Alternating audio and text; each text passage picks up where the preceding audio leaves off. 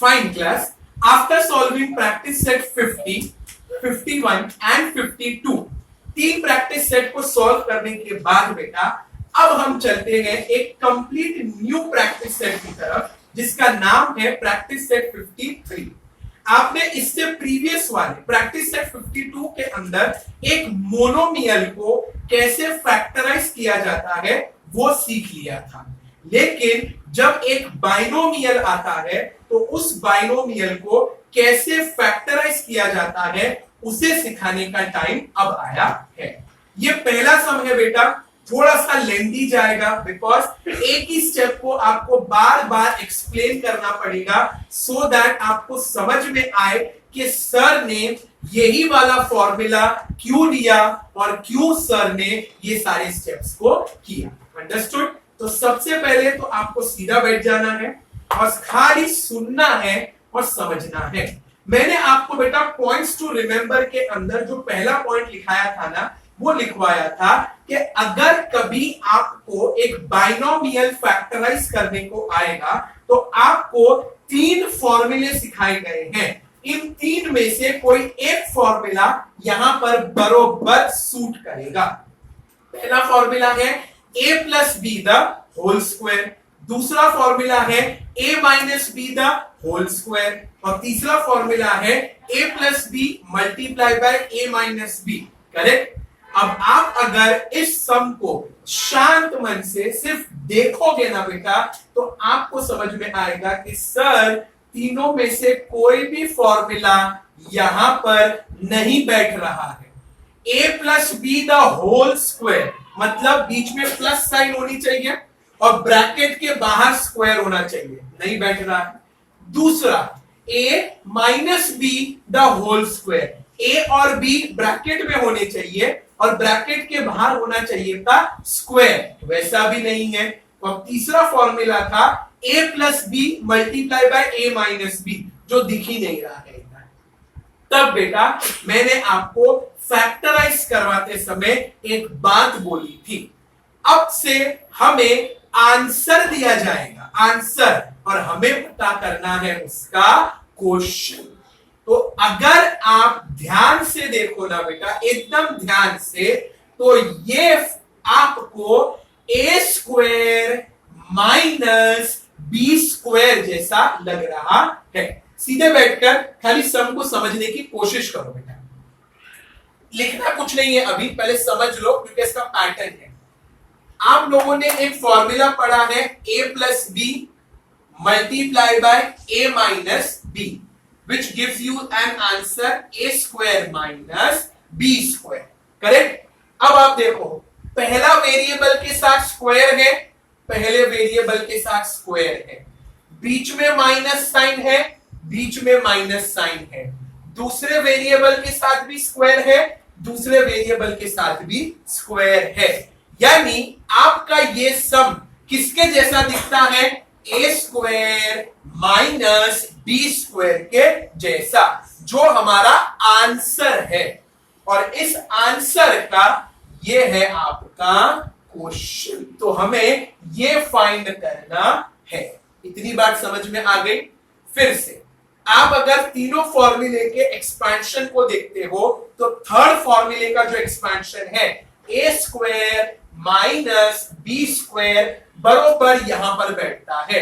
पहला variable a उसके साथ स्क्वायर, पहला variable b square, minus sign बीच में, माइनस साइन बीच में, दूसरा वेरिएबल b उसके साथ स्क्वायर, q के साथ स्क्वायर। यानी अब हमें इस फॉर्मूले को लिखना है लेकिन उल्टे पैटर्न में। उल्टा पैटर्न का मतलब पहले लिखेंगे a square minus B square और बाद में लिखेंगे a plus b multiply by a minus b. Clear? तो इतनी बात समझ में आ गई कि हमें कौन सा फॉर्मूला इस्तेमाल करना है? Third formula.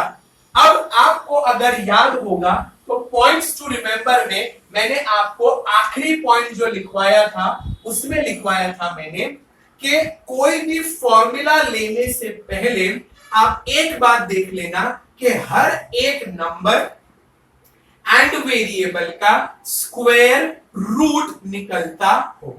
स्क्वायर रूट अब जैसे कि स्क्वायर रूट जब आप बोलते हो तो 25 का स्क्वायर रूट क्या होगा, that will be 5 multiply by 5 and you will take only 5, correct. Indices last exercise में हमने सॉल्व किया था। अब यही चीज वेरिएबल के साथ भी होती है।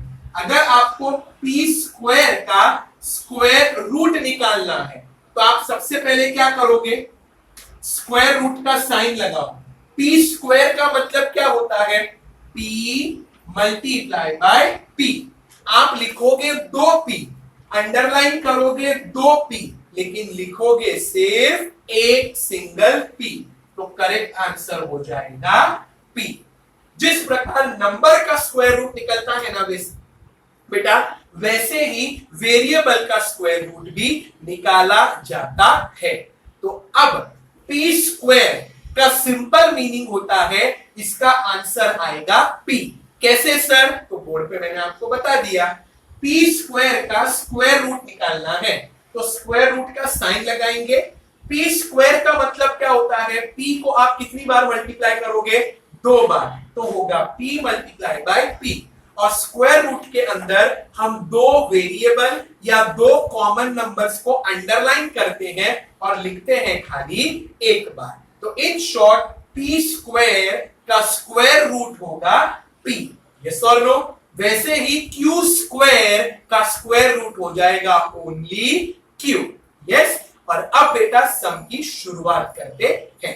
सबसे पहले आपको समझ में आ गया कि कौन सा फॉर्मूला इस्तेमाल करना है, और दूसरा इसमें p स्क्वायर और q स्क्वायर इन दोनों का स्क्वायर रूट निकाला जा सकता है।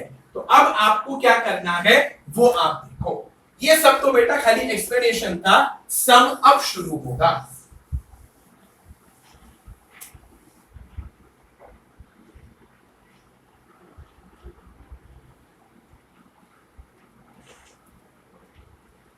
आप एक लाइन लीव करके लिखोगे 2 बार, द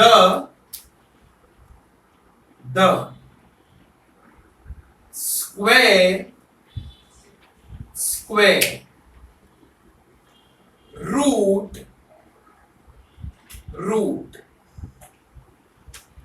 ऑफ पहले p स्क्वायर दिया है तो p स्क्वायर, दूसरा है q स्क्वायर तो लिखेंगे q स्क्वायर। और मैंने आपको अभी समझाया p स्क्वायर का स्क्वायर रूट क्या होगा, ओनली सिंगल वेरिएबल p, तो आप लिखोगे p। और वैसे ही q स्क्वायर का स्क्वायर रूट क्या होगा, single variable q, correct, yes और no. p multiply by p करोगे तो आंसर आ जाएगा p स्क्वायर, और q मल्टीप्लाई बाय q करोगे तो आंसर आ जाएगा q स्क्वायर। उसके बाद एक लाइन लीव करके आप लिखोगे यूजिंग द फॉर्मूला। आपको कौन सा फॉर्मूला इस्तेमाल करना है, तो थर्ड फॉर्मूला, लेकिन रिवर्स पैटर्न में। अभी हमारा क्वेश्चन स्क्वायर माइनस स्क्वायर के साथ शुरू हो रहा है, तो हमारा फॉर्मूला भी शुरू होना चाहिए A square minus B square. जैसा क्वेश्चन वैसा ही formula, is equals to A plus B, A minus B, correct. फिर एक लाइन छोड़ के आप लिखोगे वे। अब यहां पर 2 वेरिएबल है फॉर्मूले में, पहला वेरिएबल है a और दूसरा वेरिएबल है b, तो आप लिखोगे where a is equals to p and b is equals to q। तो क्वेश्चन आता है दिमाग में, सर आपने p स्क्वायर और q स्क्वायर क्यों नहीं लिखा, क्योंकि क्वेश्चन में तो p स्क्वायर और q स्क्वायर है। तो एकदम सिंपल सा आंसर है बेटा, थोड़ा सा दिमाग लगाओ।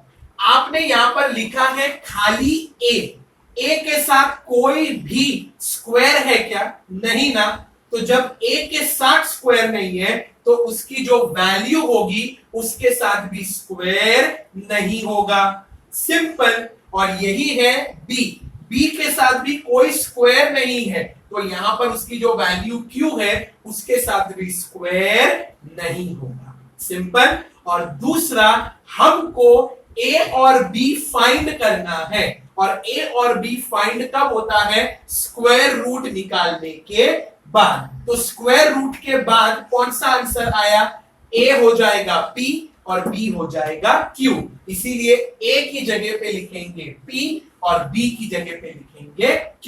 इतनी बात क्लियर है। अब आगे चलते हैं बेटा, आप लोग बेटा इसके नीचे ही कॉपी करना आफ्टर लीविंग द लाइन।